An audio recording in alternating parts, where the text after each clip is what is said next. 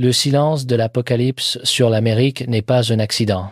C'est un indice prophétique, une nation qui contrôle 25% de l'économie mondiale, une nation dont la monnaie dirige le commerce planétaire. Et pourtant, quand vous lisez l'Apocalypse, Daniel, Ézéchiel, l'Amérique n'y est pas. Où l'est-elle? Je m'appelle Juan José Benitez. Et ce que j'ai découvert en étudiant ces textes anciens m'a glacé le sang. 3 indices prophétiques expliquent l'absence de l'Amérique dans les Écritures de la fin des temps. Et la vérité va vous choquer. Les ailes de l'aigle. Apocalypse 1:2, 1:4 contient un détail troublant que de nombreux enseignants de prophétie relient à l'Amérique, et les 2 ailes du grand aigle furent données à la femme, afin qu'elle s'envole au désert, vers son lieu, où elle est nourrie un temps, des temps, et la moitié d'un temps, loin de la face du serpent. La femme, c'est Israël. Le serpent, c'est Satan. La période de 3 ans et demi, la seconde moitié de la tribulation, mais ces ailes d'aigle, c'est là que ça devient fascinant. L'aigle est le symbole de l'Amérique depuis 1782. Sur notre sceau, notre monnaie, nos bâtiments gouvernementaux, aucune autre nation n'est plus associée à l'aigle que les États-Unis. Et quand vous examinez la relation de l'Amérique avec Israël, la connexion devient encore plus forte. En 1948, l'Amérique fut la première nation à reconnaître l'indépendance d'Israël. Depuis, l'Amérique a été les ailes de protection d'Israël. Pendant la guerre du Kippour en 1973, Israël faillit tomber. Les armées arabes les encerclaient. Les munitions s'épuisaient. Le premier ministre, Golda Meir, contempla l'impensable, les armes nucléaires. Puis, le président Nixon ordonna l'opération Nickel Grass. Des avions cargo américains livrèrent 22 000 tonnes de fournitures. Israël survécut grâce aux ailes américaines. Aujourd'hui, les systèmes de défense antimissiles américains protègent les cieux israéliens. Le renseignement américain partage les menaces en temps réel. Les armes américaines approvisionnent les forces de défense israéliennes. Nous sommes littéralement et figurativement les ailes qui aident Israël à voler au-dessus de ses ennemis. Mais voici où la prophétie devient précise. Ces ailes protègent Israël dans le désert pendant un temps, des temps, et la moitié d'un temps, exactement 3 ans et demi.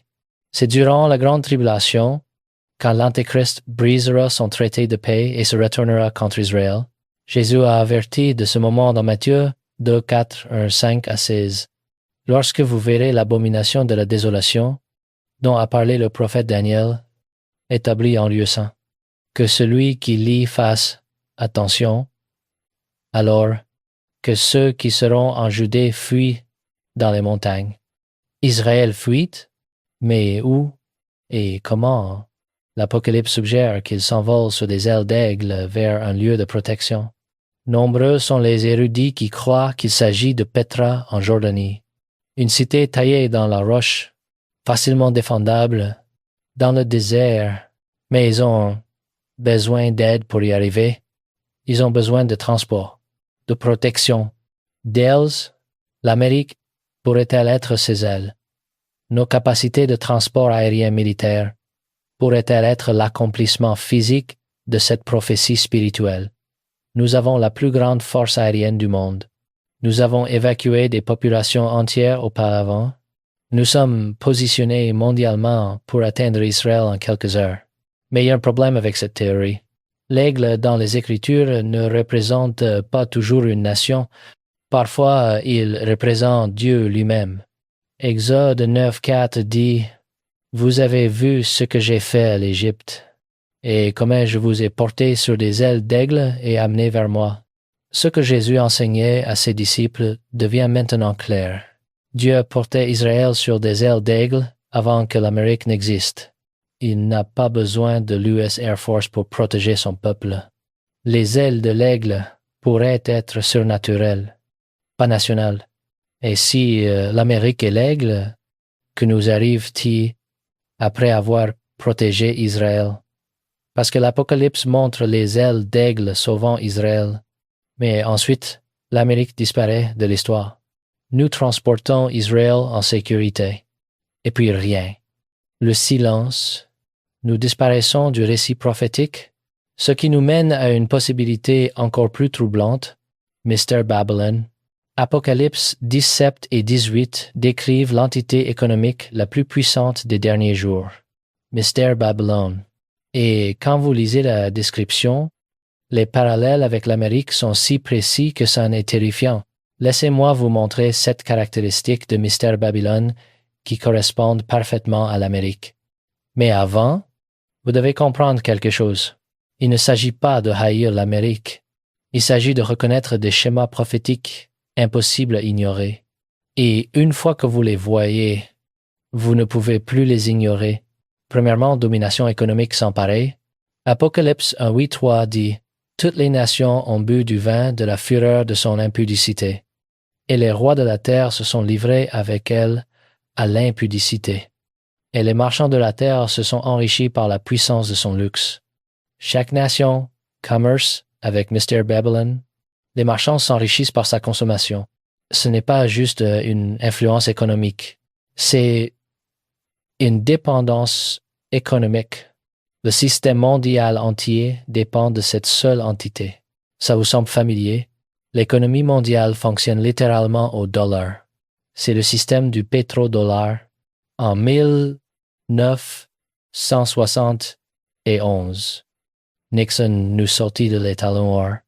En 1974, il conclut un accord avec l'Arabie saoudite. Toutes les ventes de pétrole mondial doivent se faire en dollars américains. Vous voulez du pétrole, vous avez besoin de dollars. Vous voulez des dollars, vous devez commercer avec l'Amérique.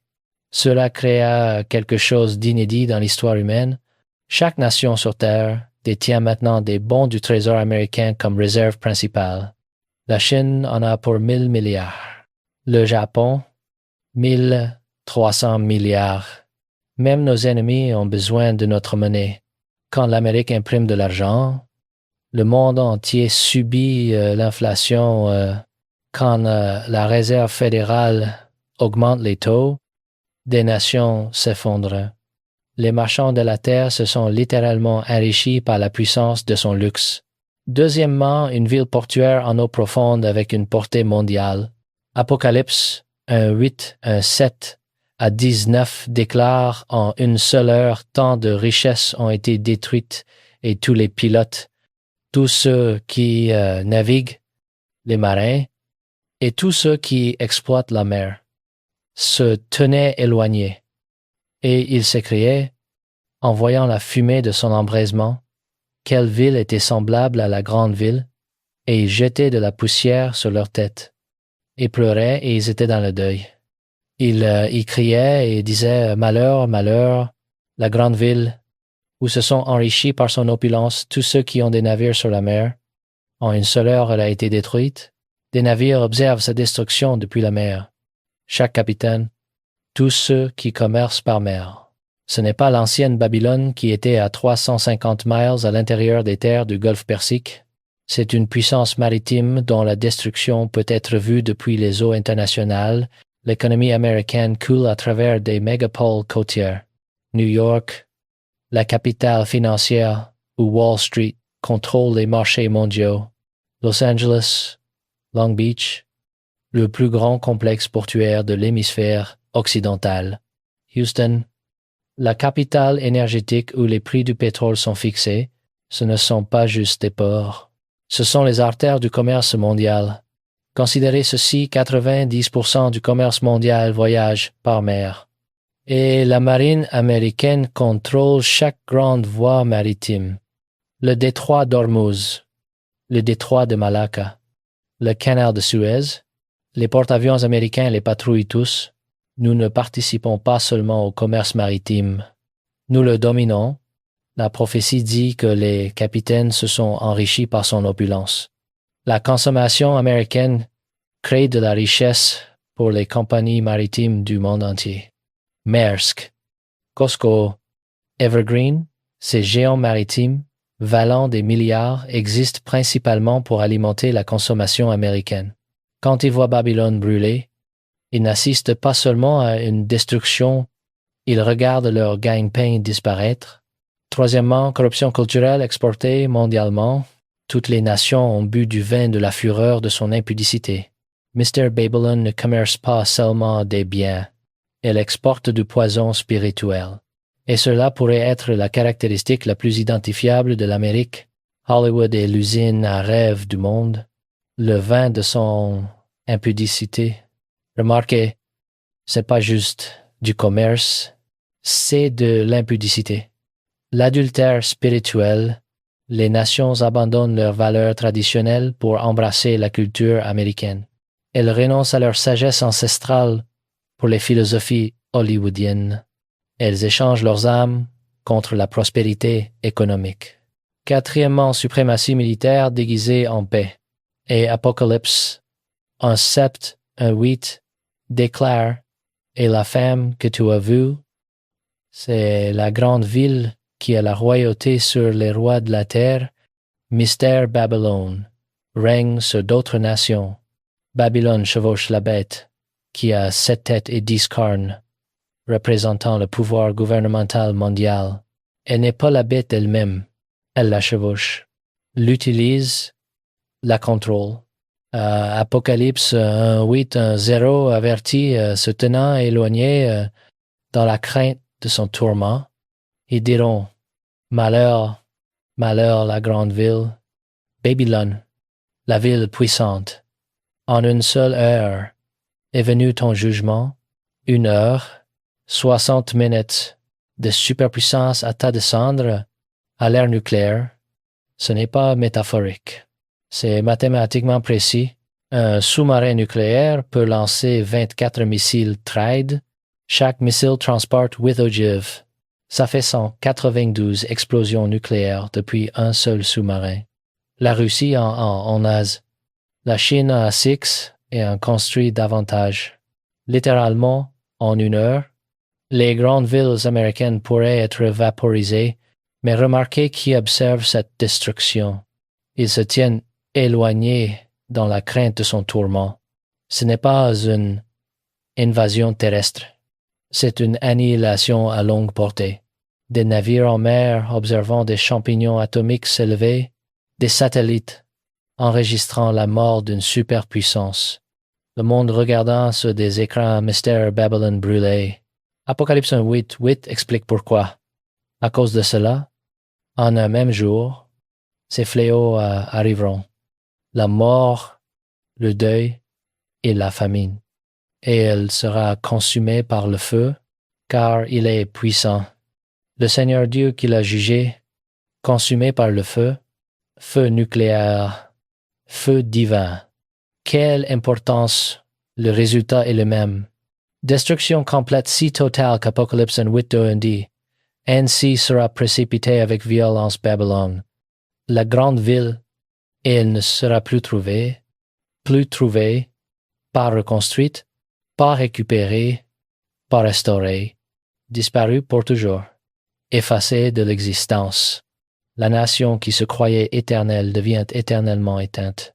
Mais voici la partie la plus glaçante. Apocalypse 8, 9 à 13 liste les biens spécifiques que Mystère Babylone commerce. Ce n'est pas aléatoire.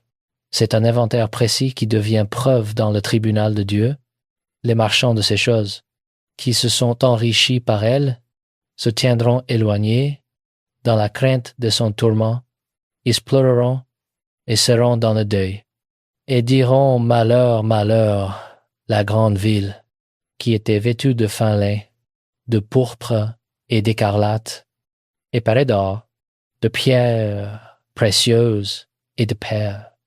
En une seule heure, tant de richesses ont été détruites, cargaisons d'or, d'argent, de pierres précieuses, de pearls, de fin lin, de pourpre, de soie, d'écarlate, de toute espèce de bois de senteur, de toute espèce d'objet d'ivoire, de toute espèce d'objet en bois très précieux, en bronze, en fer et en marbre, de cinnamon, d'aromates, de parfums, de myrrhe, d'encens, de vin, d'huile, de fine farine, de blé, de bœuf, de brebis, de chevaux, de chars, de corps et d'âme d'hommes.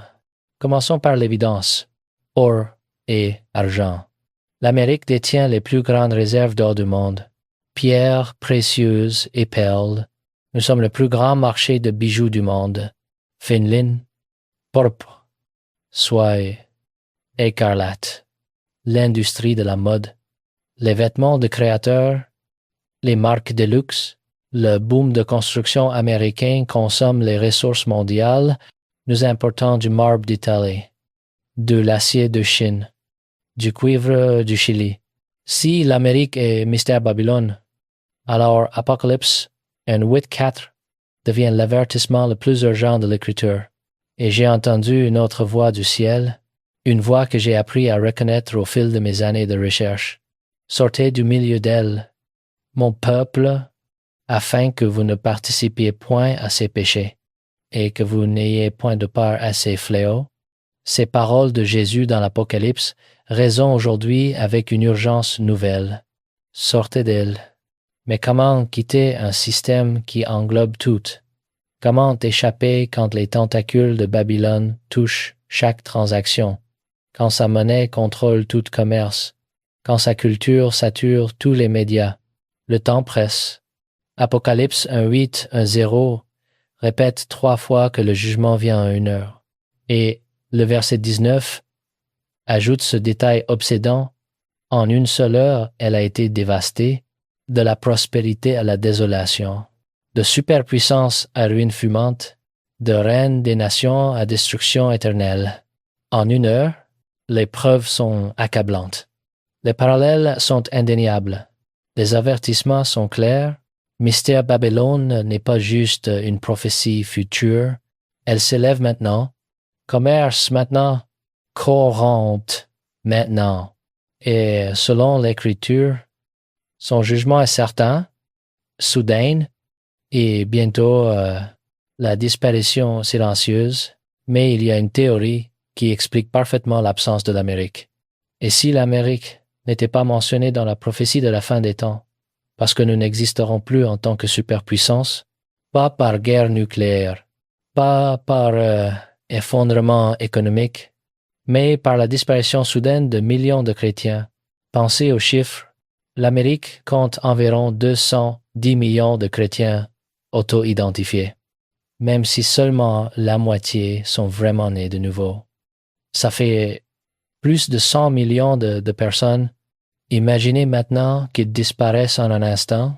Thessaloniciens 4, ainsi à 17 le décrit car le Seigneur lui-même a un signal donné à la voix d'un archange et au son de la trompette de Dieu descendra du ciel et les morts en Christ ressusciteront premièrement. Ensuite, nous les vivants, qui serons restés, nous serons tous ensemble enlevés avec eux sur des nuées à la rencontre du Seigneur dans les airs. Enlevés, harpazo en grec, l'enlèvement, des millions d'Américains disparaissant simultanément, le chaos immédiat serait sans précédent. Des avions s'écrasant alors que des pilotes chrétiens disparaissent, des voitures dévalant les autoroutes, des centrales nucléaires perdant du personnel clé, des chirurgies interrompent, police, militaires, fonctionnaires gouvernementaux, disparus. Mais ce n'est que la première heure. En quelques semaines, l'Amérique se transforme de superpuissance en chaos. Les villes brûlent, les gangs contrôlent les rues, le gouvernement impose la loi martiale, mais la moitié de l'armée a disparu. L'arsenal nucléaire reste vulnérable. La seule question qui reste est celle-ci. Quand Dieu appellera son peuple à sortir d'elle, reconnaîtrez-vous sa voix? Obéirez-vous à son commandement?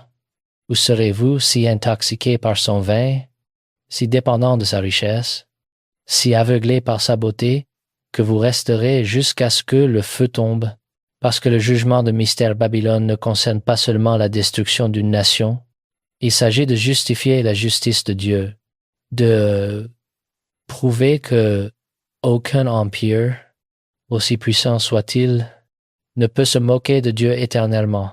Je suis Juan José Benitez, et ce que je vous ai partagé aujourd'hui n'est pas une fiction, ce sont des schémas prophétiques qui se déroulent sous nos yeux. L'Amérique ne peut être pas mentionnée dans les prophéties de la fin des temps, mais les raisons de son silence sont plus terrifiantes que n'importe quelle mention pourrait l'être. 3 possibilités, 3 avertissements, une seule certitude, le temps presse, et quand les événements prophétisés commenceront, il sera trop tard pour choisir son camp.